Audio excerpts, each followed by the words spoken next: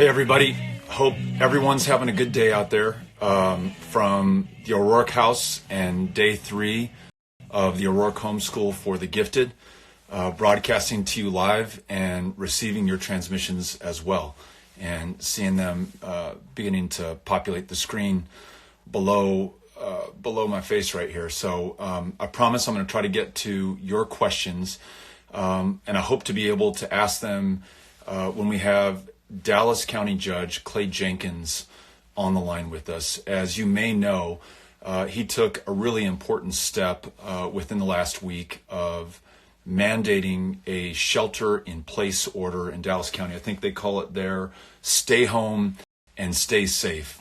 In other words, don't leave your house unless you absolutely have to, unless you're walking the dog, unless you're going out to get groceries, unless you're checking on an elderly neighbor or relative who might need your help. It means the closing down temporarily and perhaps in some cases permanently of businesses. So it means a financial and economic sacrifice, but it is one of the best options we have to slow the spread of coronavirus in North Texas, by extension the rest of Texas, by extension the rest of the country. And so very excited to talk to Judge Jenkins, who should be able to join us here momentarily. We'll first provide a couple of updates, and Cynthia has just texted me to tell me that we may have a little bit of a delay in getting Judge Jenkins on the line with us. But day 3 of homeschool, if you are homeschooling your kids right now, wherever you are, then you know exactly what it's been like for us.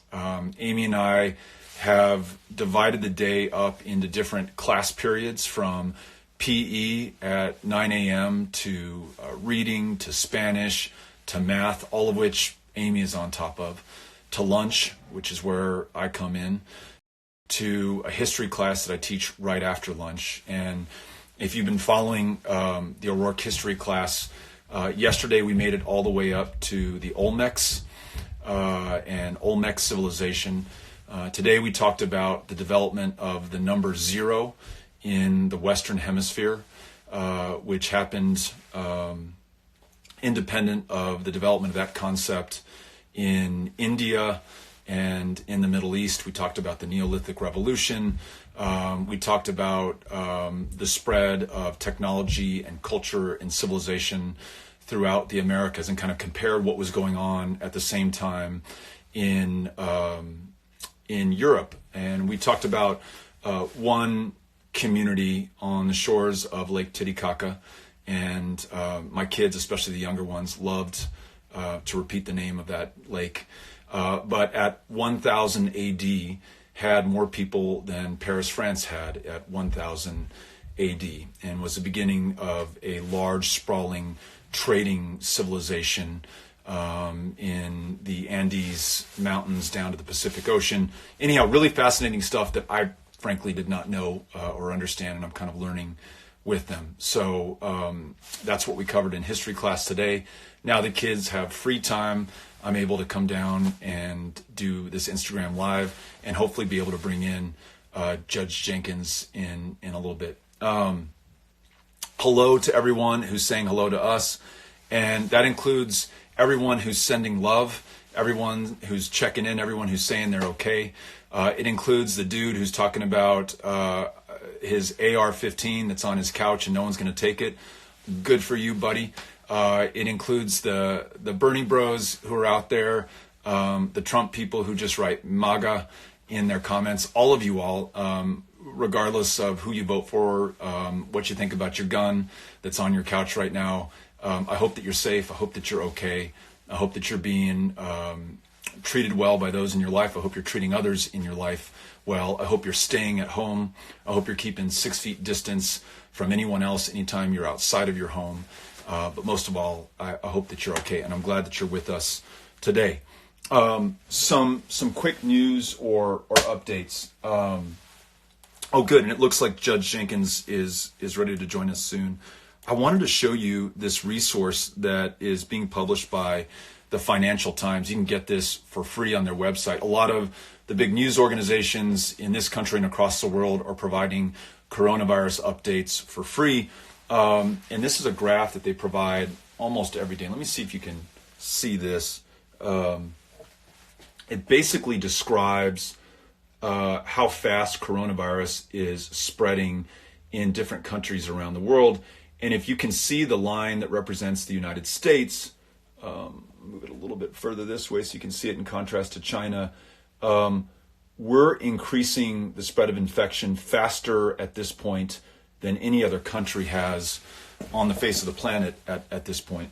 This is cause for concern, for sure, but it's also cause for decisive public policy and action. Action like County Judge Jenkins took in Dallas County, action like Governor Cuomo is taking in New York, but the kind of action that is missing from the federal government, where you have the President of the United States openly entertaining the idea of ending the social distancing practices that have proven to be one of the few effective ways to slow or stop the spread of coronavirus in this country. In Texas, while we have leaders like Judge Jenkins in Dallas, while Mayor Margo here in El Paso implemented a shelter-in-place order yesterday, for which we are grateful, we still don't have a statewide shelter-in-place order. We need that right now, in part because we also don't have testing in Texas, at least not sufficient to the demand. We have no idea how quickly this is spreading, to where it has already spread. And so the best way to meet that uncertainty and this threat is to make sure that people stay home and don't leave their homes. We need the force of government behind that.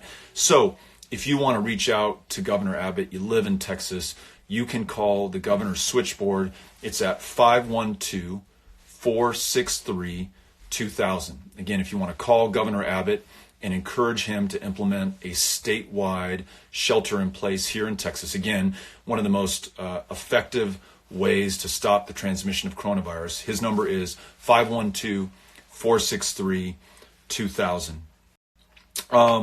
Last thing that I think I want to share, two things. On the subject of homeschooling, I'm trying to talk my friend, Dr. Robert Gunn, into providing a history lesson to my kids on Friday at 2 p.m. El Paso time. That's Mountain Standard Time. And what I've asked them to do is to provide that over Instagram Live. And so if you've got kids at home, and mine are 9, 11, and 13, and want to tune in to this history lesson, I have yet to fully confirm this with Gunn, but I'm hoping that we can do that. I'd love for your kids to huddle around your phone or your device and hear Dr. Gunn, who's going to do a much better job than I've been able to do. Again, that is tentatively scheduled for 2 p.m. Mountain Standard Time this Friday. If you're homeschooling your kids, this might be a great way for them to learn some history about the Western Hemisphere. And then the last thing, one of the people I follow on Twitter is Congressman Sean Patrick Maloney out of New York State. He posted that 6,000 mental health care professionals have volunteered to staff a mental health care hotline. So for those who are dealing with extraordinary stress, for those unable to leave their homes and go see a therapist, for those who don't have health care or insurance or the ability to get help that they need, there are literally thousands of professionals who are manning a hotline right now. That number is 844-863-9314. Again, this is a mental health care hotline, 844-863-9314. And if Cynthia were here, she'd be my graphics department. She would hold up the number while we're transmitting so that you can see it on your screen. But 844-863-9314. Another one of these really inspiring examples of people coming together and doing something really good for their fellow human beings at this moment of crisis for so many. So want to highlight those kinds of things whenever we can. All right. Now I'm going to try to join County Judge Clay Jenkins of Dallas, Texas. Here it goes. Listen to some music from, yeah, it's the commercial. Okay, it says it's waiting for Judge Jenkins. It says it's connecting. There he is. Judge, hey, man. How are you? Hey, Beto, I'm doing well. How are you, my friend? I'm doing really well. For those who do not know Judge Clay Jenkins. He first came onto my radar probably in 2014. If you remember, there was an outbreak of Ebola in Africa, and I believe one of the very first victims to be transported, flown to the United States, came to Dallas County. And Judge Jenkins did so much, one, to make sure that that person felt welcomed in Dallas County, which I thought was really important. But two, he did a lot to dispel the fear and the paranoia and the anxiety that was building up about Ebola, and whether taking care of Ebola victims was going to somehow compromise the health of other people in Dallas or in other parts of the United States. Judge Jenkins picked up the patient's quarantined family, drove with them in his car, visited the patient's home, and did so much, not just in Dallas County, but really across the country and around the world, to show that you can be kind to people who are suffering through something like that while still maintaining public health. I've seen him do the same thing when it comes to immigrants, dreamers, asylum seekers. There were asylum seekers who had left El Paso for Dallas, Texas. There were some in Dallas who were anxious. They thought the sky was going to fall. They thought this was the end of, peace and safety in their community. And again, Judge Jenkins did so much to dispel that fear and that paranoia and that anxiety, which I thought was so important for the people of Dallas, but also if you put yourself in the shoes of those asylum seekers, so wonderful for them to see somebody in a position of power and public trust, treating them with kindness and empathy. And it's one of the reasons why I like Judge Jenkins so much, and I'm so glad he's here with us. But the reason we asked him to join us today is, Judge, I believe you are the first county executive in Texas to make the difficult decision to ask your constituents to shelter in place. And I'd love for you to tell us how you made that decision, why you made that decision, because you had to balance public health and public safety with freedom of movement, with the economy, with jobs and employment in Dallas County, and then just what that has been like since you have implemented it. And then we'll take a couple of questions from our viewers. Sure. So, and some of my staff stuck their head in the back because they wanted to say hello. So, hey, hello. So yeah, not an easy decision at all. As you know, it's rough. People are they're out of work. People, businesses are shuttered, and I hate that. It makes me sick. But what I did, Beto, is I listened to the scientists, both at the CDC and here locally at the Hospital Association, at the Medical Society, and I couldn't find any doctor, Republican, Democrat, old, young, you name it, who thought there was any way to have enough beds and enough ventilators to give them their best chance to save lives than to do this action that we took. And it's about flattening that curve, all right?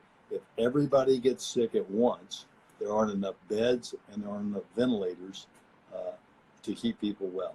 And remember, you need beds and ventilators, not just for people with COVID-19. A person with a heart condition who doesn't have COVID-19, who suddenly finds themselves needing to go to the hospital or a car wreck, what have you, they won't have beds and ventilators either.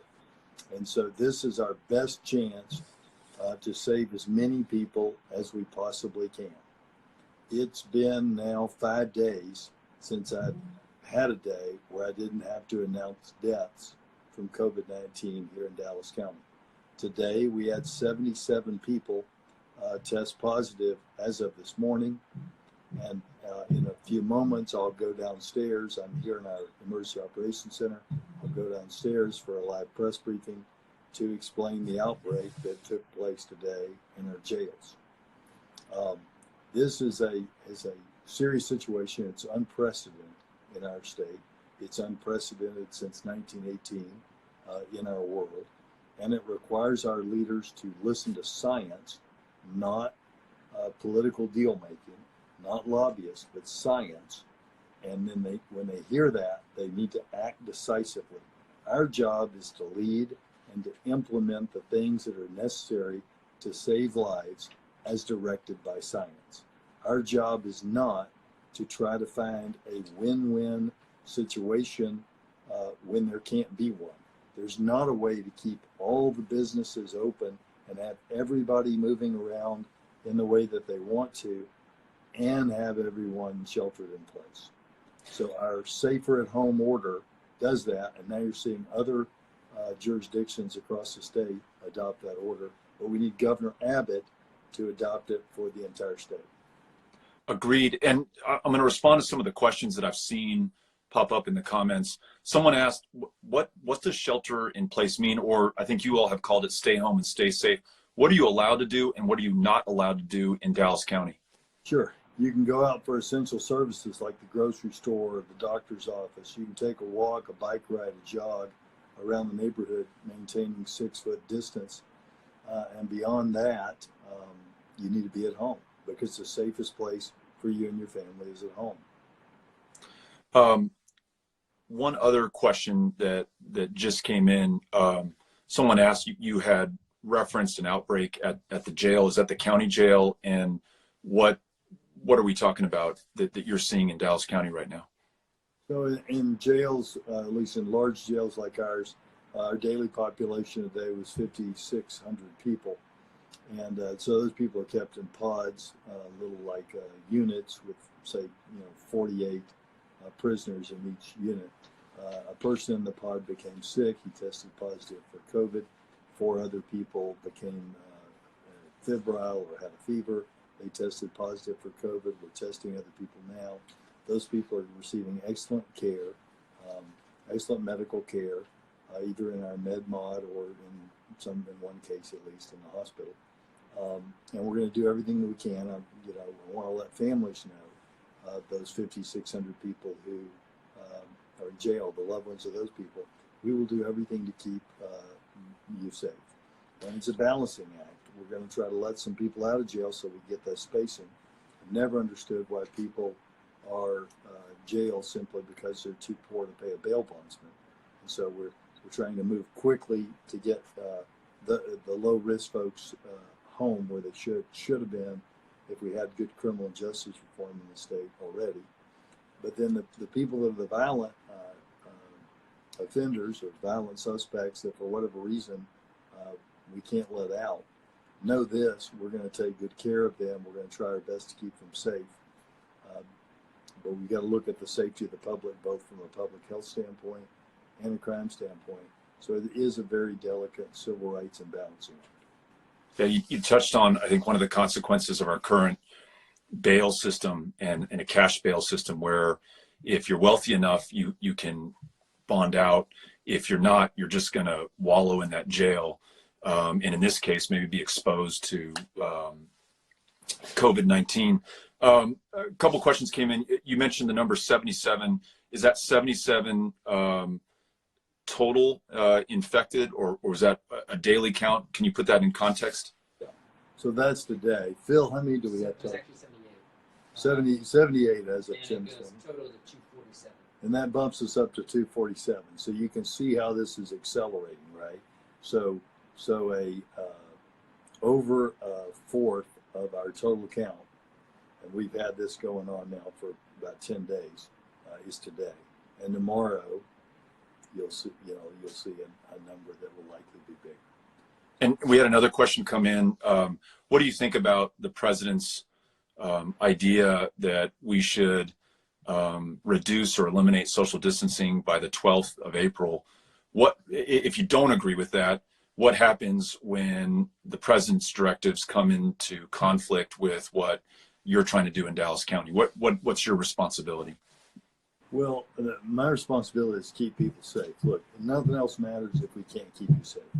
And so I'll be listening to Dr. Fauci, who's a friend of mine, who's up there at the president's press conferences, to Brett Giroir, who worked alongside me on Ebola. But I'll also be listening to my local doctors and hospitals. And they're telling me it doesn't look like we're going to have this thing licked by April 12th, by Easter. I'd love it if we could. Nothing would please me more than to loosen these restrictions as soon as possible. But can I make this point too? Yeah, please. We are in a uniquely poor position as a state in Dallas County as a region because of the dumb decisions that this state has made. For instance, in New York, in California, in Oregon, the other places that we're quickly joining here in North Texas. All those people have health coverage for virtually everyone, right? They have a single digit of uninsured. Here in Dallas County, we have 500,000 people who work for a living, who can't afford health insurance because our state made the stupid decision to turn down our federal tax dollars that would have paid for coverage for those people in a program called Medicaid Expansion. Now, what does that mean in a public health crisis? That means 500,000 people with no doctor who are not going to go to the doctor, don't have a telemedicine to call. They're not going to show up to the doctor until they are very sick and in need of hospitalization. Meanwhile, they're infecting other people. It's not their fault. They're a vector. It's not their fault they're a vector. It's frankly this state's fault that they're a vector. But that's another reason why I had to move swiftly to shelter in place. Look, 2 weeks from now, the people who are saying, let everybody decide, or let me call it shelter in place, but have everybody go to work in non-essential businesses, they're not going to be saying, I am thankful that I did that. And none of you are going to be saying, I'm thankful that I went to work at the vape shop for an extra 10 days, or I went to work at the car wash for an extra 10 days. I know you need the money. What you're going to be looking at in 10 days is, why did we not do this sooner? Because look, we can't, 1 or 2 or 3 counties, I've got a county, one county above me with 1 million people, good people, good county judge there. I prayed with him and we visited, and we had to keep a good open line of communication. But at present, they're letting everybody go to work, okay? And that's 1 million people that aren't just going to get sick there. That's 1 million people that are going to exacerbate people getting sick everywhere else. So a statewide shelter in place makes a ton of sense, because the residents of Dallas County don't just stay in Dallas County. The residents of Tarrant County don't just stay in Tarrant County. You need something that truly crosses all of those jurisdictions. That makes a ton of sense. Three things I'd love to get your quick take on. I know you've got to go down to a press conference soon. You mentioned hospital bed capacity. I'd love to know where you are in terms of capacity and demand right now. Personal protective equipment for those working in the hospitals. What kind of shortages are you seeing? I saw pictures today out of New York of doctors wearing not the scrubs that they should be wearing, but literally the gowns that patients wear where their arms are exposed because they just don't have enough PPE there. So I'd love to know about hospital capacity, what you're seeing for PPE, and then what kind of testing capacity you have in Dallas County. Can anyone get a test who would like one, or are you restricting testing to medical professionals, others who are in the front lines, as some jurisdictions are doing? Okay. First, on the testing, in Dallas County, we have 3 drive-through clinics, as well as a lot of private clinics, and we have opened it up to persons of all ages. They do have to be symptomatic, because the test largely will be negative until you're symptomatic. But it's not just Dallas County. We've opened it up to anyone, so they can drive here from one of these counties that is slow to act, because we've got to flatten the curve throughout North Texas. And so it's not just Dallas County. You can come from another county. There are no other counties with drive-through testing here in North Texas. Next thing on our capacity, the doctors tell me they'll be out of PPEs without a huge ramp up in production or purchase, and there's none to purchase. So I'm getting the garment industry to retool to make PPEs here locally, but they're telling me we'll be out by sometime after April 20th and before May 1st. So we have to move on that. We're doing the same thing with PPEs that we did with hand sanitizer, where I got all the liquor manufacturers in North Texas to stop making vodka and start making hand sanitizers. Really? Now, when we get to the issue of beds, a bed is not just a bed. It's the room, it's the oxygen. There's a lot to it, right? So We've got some plans to increase bed capacity to load up rooms that are one occupant rooms to 2 rooms, but a 2% prevalence rate in Dallas County. 2% of the people get it. We've got enough beds and ventilators for everyone. If it gets to 3%, we don't. If it gets to 5%, we're 5,000 beds short. If it gets to 40%, we're 71,000 beds short. In all of North Texas, we have an excess ventilator capacity of 672. If it gets to a 5 or 40, or as COVIDActNow.org projects 70, then we need many, many multiples of those ventilators. I've been calling and shamelessly almost begging companies in manufacturing to retool to make ventilators. I'm very hopeful that they will listen to that. I'm very hopeful if the president, if anyone knows the president on this call, they will fully implement the Defense Production Act, just as we did in World War II. We're at war, and our doctors need the tools to save your life.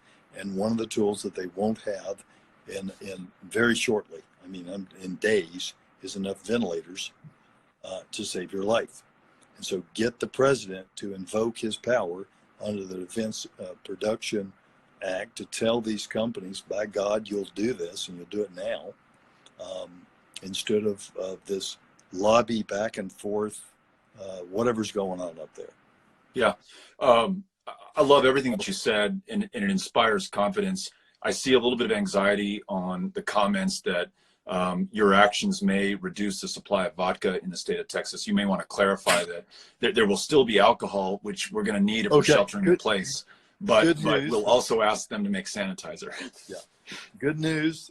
There's a drop in vodka sales because of the bars being closed. So I talked to my friend Alan Steen at Southern Glazer and my friend Barry Andrews at Andrews Distributing, and they assure me that the work that we're doing, which they fully support, will not lead to you running out of Tito's.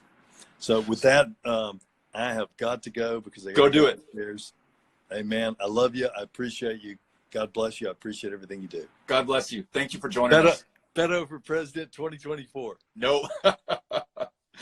I hope you can understand why I'm such a big fan of Judge Jenkins. He has taken decisive action. And one of the things I wanted to ask him and didn't get a chance to is about what kind of response he's been getting from his constituents. I can tell from the comments that he's been getting on Twitter and on Instagram, it hasn't been universally popular. And while Twitter and Instagram don't represent all of public opinion, there are a lot of people who are not on Twitter and Instagram. It may represent some of the feelings that many of his constituents have.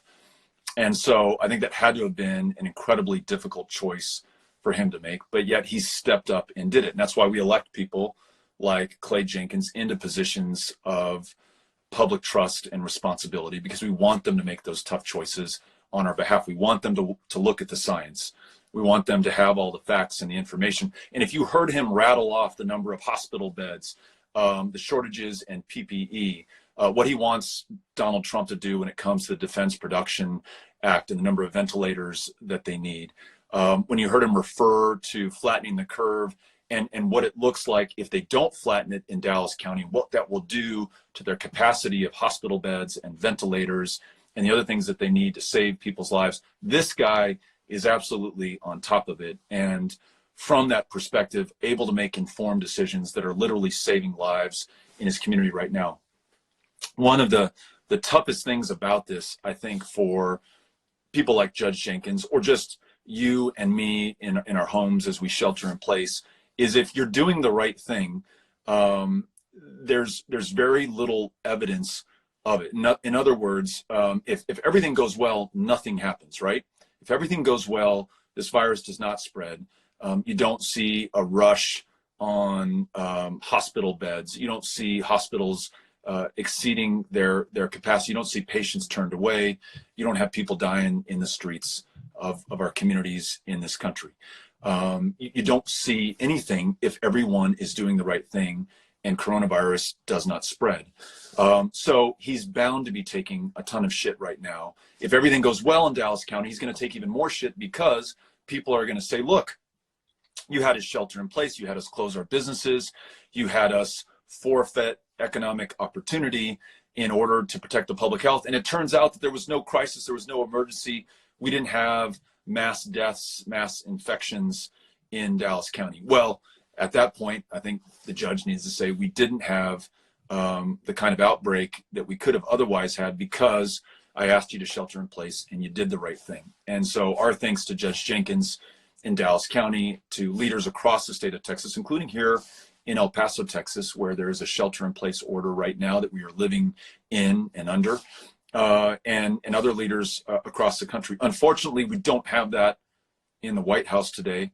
We don't have that in the governor's mansion in Texas, where we still don't have a statewide shelter in place, despite knowing, because we've watched Italy, we've watched Spain, we've watched New York City, we've watched Washington State. We know that if we reduce human-to-human contact, we're going to stop the spread of this virus, and we are going to save lives. So urge you again, if you feel strongly about this, to call Governor Abbott's office. It's 512-463-2000. Got a message from Cynthia, who's reminding me to let you know that we'll be back on again tomorrow, 4:30 Mountain Standard Time. And we'll have with us Maggie Asfahani, who is a good friend of mine, also the proprietor of an amazing restaurant in El Paso called Salt and Honey, that, like every restaurant in El Paso, has had to shut its doors. They've had to go so far as not even providing takeout service anymore. I just don't think that that worked for their restaurant. So I want to find out what that is like for her as a small business owner. I want to find out what it's like for her employees who may not be able to go to work or may be out of a job right now. And I want to find out about a fund that she's established here in El Paso for out of work bar and restaurant and hospitality industry workers. We'd love for that stimulus bill, that $1.8 trillion stimulus bill that I believe is still being negotiated, has yet to be signed by the president. We'd love that to come through as soon as possible and provide direct cash assistance and increased unemployment benefits for workers and no interest forgivable loans for small businesses like Maggie's. But until that comes through, people are having to fend for themselves. And in some cases, they're able to do this together. And that's what Maggie has helped to organize in El Paso. Again, at a time when we can be tempted to feel hopeless and despondent and despair and be depressed, we've got to find stories that inspire us of people who are doing good things in the face of this challenge. And that's why I want to reach out to Maggie, who will be with us tomorrow, 4:30 Mountain Standard Time, 5:30 Central Standard Time. Today we had, of course, Judge Clay Jenkins from Dallas County, again, an inspiring leader at a time that demands inspiring leadership. We're not seeing it in the White House. We may not see it in the governor's mansion in Austin, but we're seeing it in locally elected officials who are making sure that they are taking their responsibility, their accountability, their constituents seriously and doing the right thing. Okay, so I promised I'd answer some questions. Looks like we have a ton of them queued up. Hey, I see Tate on there. Tate, hope you're doing okay. Hope everyone in Austin is all right. Let me see if I can answer some of your questions or just read off your comments.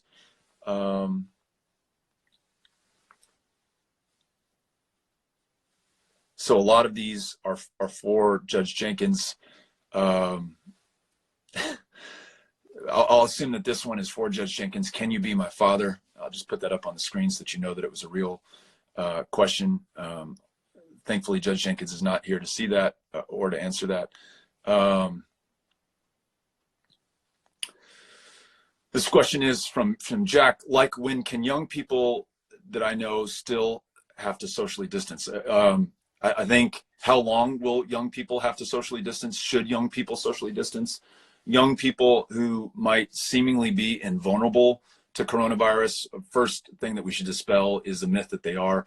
They are not. Young people can get sick and have gotten sick, and at least one case that I've seen, a young person has died of COVID-19. So you yourself, if you're young, can become infected and can die, and at a minimum can become very sick. But perhaps even worse, you can transmit coronavirus to others who are more susceptible, to your parents, to your grandparents, to your friends, who may then pass it on to their parents or grandparents. So please stay home. Do not leave your house. Do not get together with your friends.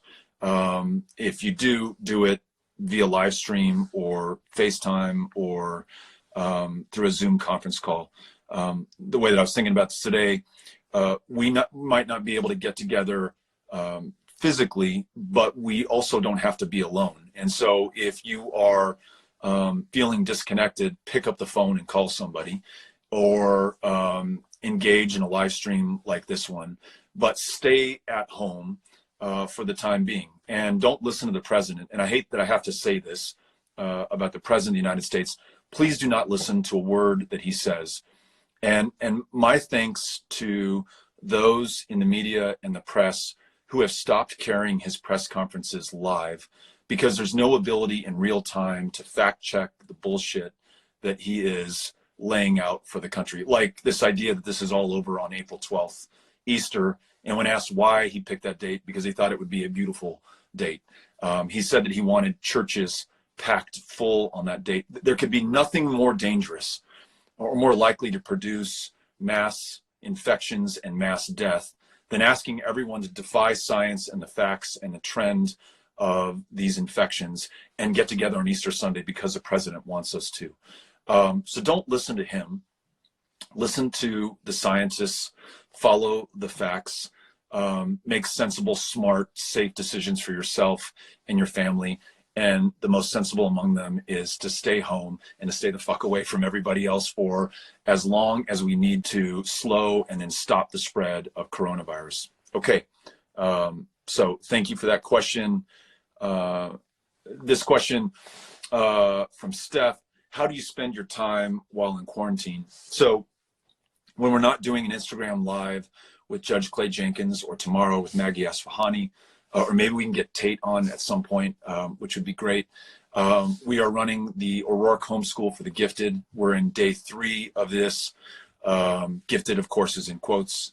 PE, lunch, Spanish, reading. I'm in charge of history class. And then now the kids have some free time, which for our boys means video games. For our daughter means TikTok. And also obsessive research on a chicken coop and baby chicks. She wants to get a chicken coop for our house. In the mornings, I typically go for a run up in the mountains. There's absolutely no one up there, and it is gorgeous right now at this time of the year. The Spanish daggers are in bloom. I've been trying to track the bloom of one of them on the Instagram feed if you're interested. So we're exercising, we're getting outside, we're keeping our space and our distance. I haven't seen my mom, who lives in El Paso but is in her 70s. Sorry, Mom, for revealing your age. In a couple of weeks now. I would love to see her. I've offered to pick up groceries for her. So far, she's stubbornly not taking me up on the offer, but hope to be able to do that soon and maybe be able to see her from a distance. But we're keeping to ourselves, as should we all at this point, except for getting outdoors without being around other people to get exercise and get sunshine, and to make sure that Artemis, the dog, gets some time as well.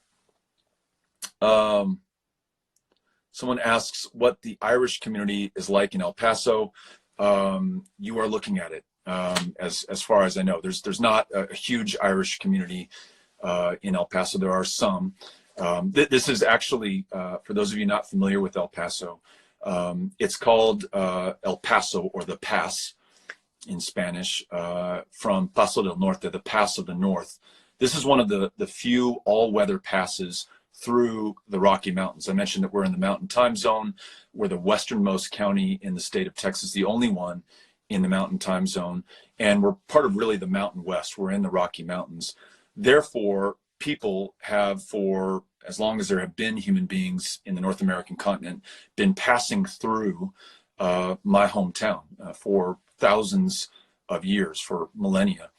And therefore, you've got not only people of Irish descent or Mexican descent, you have Chinese, you have Lebanese, you have Nigerian, you have Vietnamese, you have the world over that has found a home in El Paso, really a microcosm of the United States. So there is an Irish community here. It's relatively small, but it's part of a beautiful community of former immigrants, refugees, and asylum seekers from around the world. So thank you, Clark, for that question. I'll take a few more. Tell Amy I love her. Thank you. That's really sweet. Is that Amy? That's Molly. Molly, you want to come in and join us for a sec? I think when Molly comes in, that means that it's time for the live stream to be over.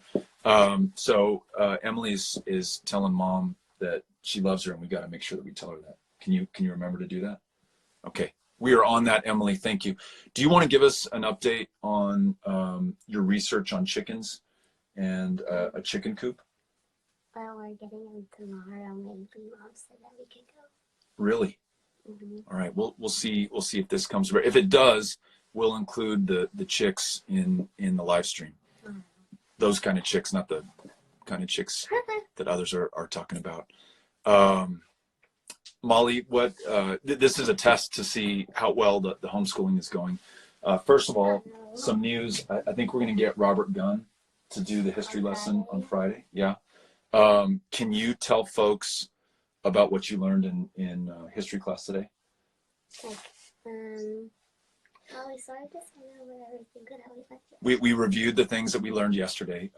Let me give you some quizzes. One of the first civilizations to arise in the Western Hemisphere. The Olmecs, absolutely. What's the name of the lake that we were talking about today that you and Henry thought was so funny? Titicaca. Yeah, Lake Titicaca. What else did we learn today? How the Olmecs that they when like how if they learn something they wouldn't go on how it would in like Europe and stuff because it's vertical. Yeah, I don't know if you can say that a little bit louder about the vertical horizontal. Yeah, like how here in like South America and North America that it's vertical, so if something happened they can't really pass it on because it's hard to like go up to a different place and share what you like figured out. But in Europe and stuff, when they did it, since like it's vertical or horizontal. Horizontal, that like they can show people and it spreads faster and it doesn't take like thousands of years. So we were talking about how technologies, when they developed in Eurasia, because much of Eurasia is on the same climate band, the same latitude, those ideas or technologies like farming, like steel, as well as germs and infections, as we talk about coronavirus, could spread relatively quickly. And when it comes to diseases or viruses, it could build up immunities over generations. They could share technologies like the wheel. And when you had technological development in the Western Hemisphere, because it is on a north-south axis and you're crossing different climates, what grows, the maize and the squash and the beans and the avocados that might grow in Mesoamerica aren't going to grow in what is today Canada. And so you can't transport or share that technology as easily. And you're also moving across mountain ranges and jungles. And so we were just talking about some of the different ways that technologies developed and spread in the Americas versus Eurasia, and why in 1492, in some ways, in many ways, those who lived in the Americas were at a competitive disadvantage. But we were also talking about some of the advances that you saw in the Americas that you didn't see in Europe, or you saw happen coincidentally, like the development of zero, which I cannot get my head around because we learned the concept of zero when we were learning our numbers, at age 3 or 4 or earlier. And yet how that was a relatively new concept when it came about, 1,000 years ago here in the Americas. Anyhow, That's some of what we've been doing. How much homeschooling do you think you can take? Not that much. Like maybe another week? Um, And then what are we going to do after that? I don't know. So much people on there are saying that you should make more TikTok videos. Yeah, you know what? On the TikTok, I'll tell you where I'm conflicted. One, I know that I can reach a lot of people on TikTok, and also they can reach us and I can hear from them. But two, I'm worried about what I've read that, it's connected to the Chinese government and they're going to have access to all of our information. Not as though people on these platforms don't have their information accessed by maybe the U.S. government or others, but that might be a different conversation for a different time. So there's someone says TikTok no. But someone said TikTok King. Let's see. We'll take maybe one more question, and then we'll let everybody go, and you and I can go hang out outside. Someone suggests Jack suggests you should cover ancient China. Cool topic. I like that, Jack. Maybe that's next. Any good food to make at home? Have we made any good food? What did we have last night? Yeah, those things that Mom made, like the chicken. Oh, no, she made pulled pork. It was pretty good. And then chicken tacos the night before that.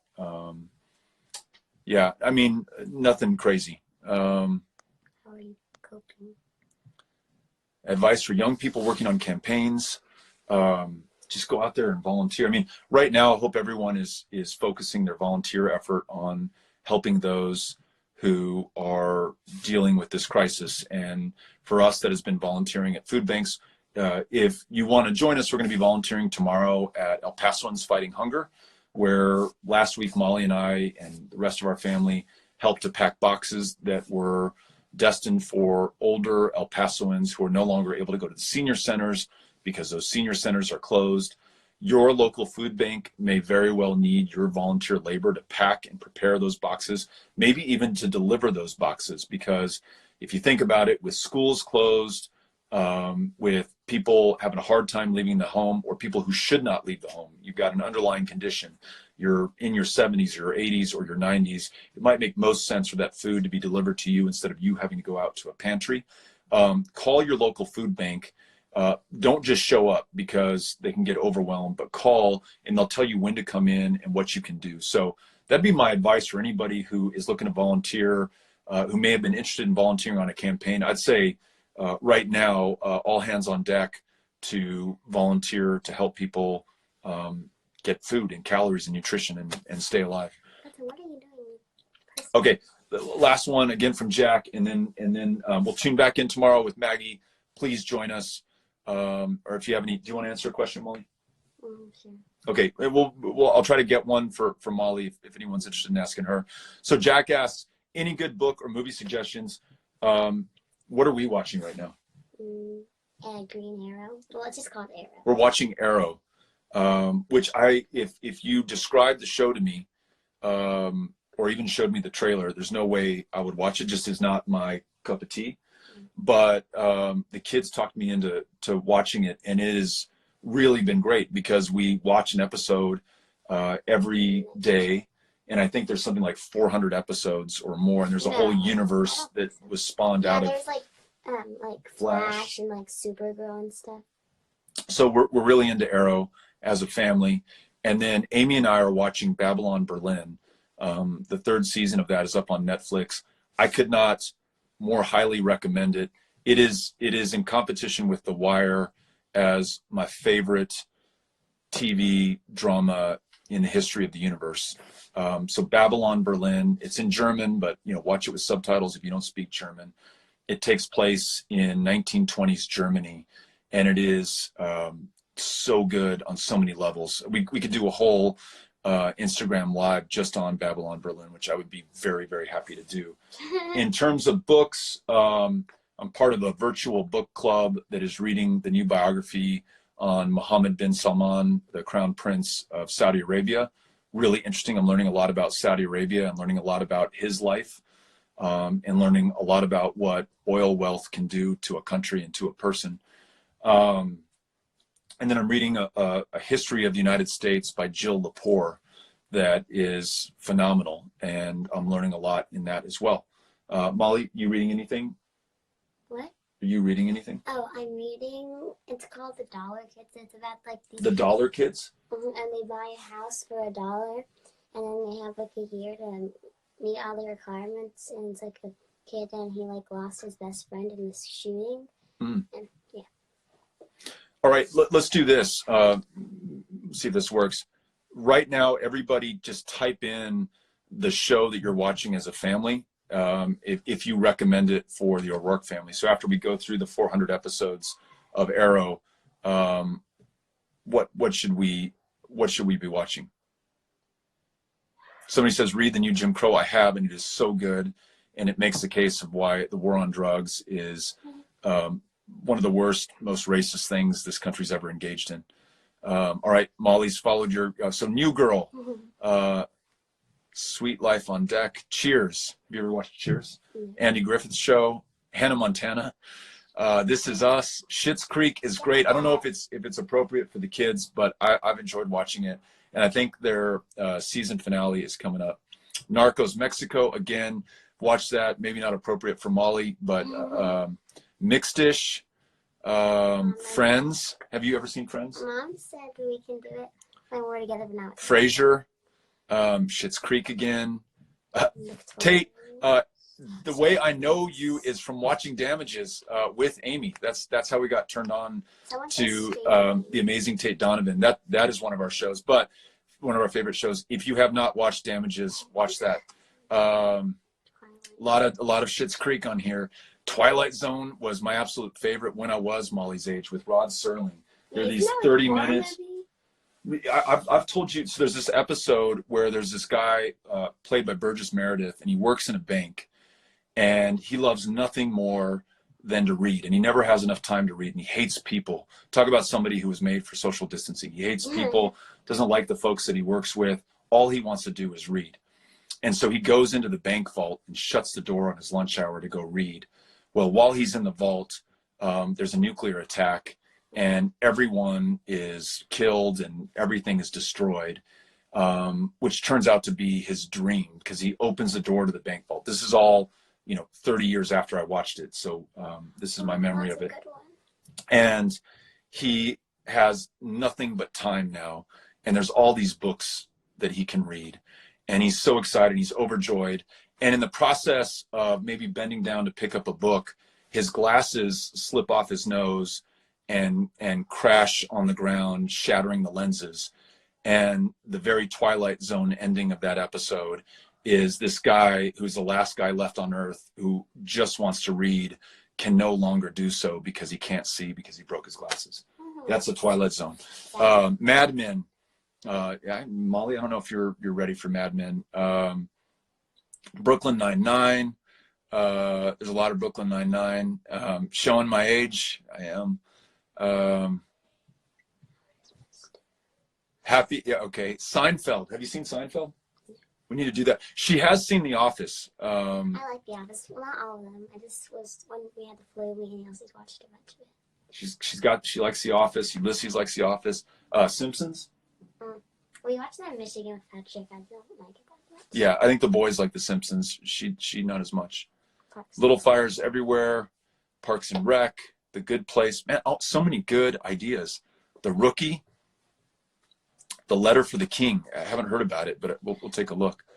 Modern Family, High from Midland. I don't know if you've seen that show. Parks and Rec. Oh, Tiam's daughter Grace loves The Simpsons. That's great. Modern Family. Drew, I am still running in the mornings. Running with Artemis. It's the way that Artemis and I get our exercise. I'm running the mountain, and what I have found, unfortunately, is the more I run the mountain, the more I enjoy it. But I don't get any better. It is, in other words, it's just as hard to climb up that hill every morning. I keep thinking I'm going to reach this new super level of athleticism or being in shape, and it just hasn't happened. Gilmore Girls, South Park. Whoa. Oh, wow. The Last OG on Netflix, super funny. Batman, the animated series. Lots of good stuff. Full I've House. seen Fuller. Have you seen Full House? That was more my generation. I know. I Fuller don't House. know if it's on Netflix or not. I've seen Fuller House. It's like, What's the longest I've ever run? I ran a half marathon. Was the longest I've ever run. how long is that? It is 13 or so miles. Speaking of which, our friend Jay Clayberg is going to run a 30K this weekend in Austin, and is going to transmit the whole thing live on Instagram, and he's going to have his running coach there as well. So if you're a runner, Is it running coach? yeah, he's a running coach because he's training for the Leadville 50, and this is kind of a pre-run for the Leadville 50. Yeah, kind of a little bit more than half. Well, yeah. 5 more. All right. Somebody said technically a race for Congress is longer than a half marathon. That's good. Oh, no introduction needed with Letterman. I'm a big David Letterman fan. He came to one of our events in New York. What? Which one? Oh my gosh, I love Jay Clayberg. I love and Chrissy's kids. Sophia. Oh, that's Ashley. Go Ashley. The Carol Burnett show. Man, there's some really good stuff. Some vintage stuff that they're bringing at the West Wing. Flintstones, comedians in cars having coffee. All these are great. Okay, everyone, we're gonna get back to family time. What are we gonna do next? I don't know. Eat some dinner. Yeah. Eat some dinner. Watch Arrow. Amy and I. Last thing I'll tell you, just to give you a window into our life. Amy and I have been having a cocktail at the end of the day. I have gone outside with you too. And Molly does too. Hers is a non-alcoholic. And it's probably not unusual for me to have a drink, a beer or whiskey, or in this case, I'm going to probably go have some vodka because Clay Jenkins mentioned it, where he's asking the vodka producers to make hand sanitizer instead. So I want to make sure we... Someone said, what's your Hogwarts? I'm reading the first Harry Potter book. Like, are you Hufflepuff? I know. Well, I was going to, by context, I was going to say I'm reading the first Harry Potter book with Henry right now. And I think I would want to be Gryffindor because that was... Everyone wants to be Gryffindor. Yeah. But I asked Henry yesterday, and he said he would want to be Hufflepuff. Definitely not Slytherin. Yeah. Right? So anyhow, we're going to go have our daily copita, as my grandmother would say. We're going to go have a drink together and just kind of enjoy the great weather here in El Paso, and then have dinner and watch Arrow and go to bed. Sound good?